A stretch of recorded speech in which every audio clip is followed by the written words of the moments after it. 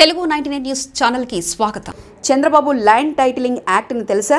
దీని అర్థం భూముల మీద సంపూర్ణ హక్కులకు రైతులకు ఉండేలా చేసిన చట్టం పేరే ల్యాండ్ టైటిలింగ్ యాక్ట్. రాబోయే రోజుల్లో ఈ చట్టం గొప్ప సంస్కరణ అవుతుంది. ఈ రోజుల్లో భూ వివాదాలు పెరిగి రైతన్న కోట్ల చుట్టూ అధికార చుట్టూ తిరగాల్సి వస్తుంది.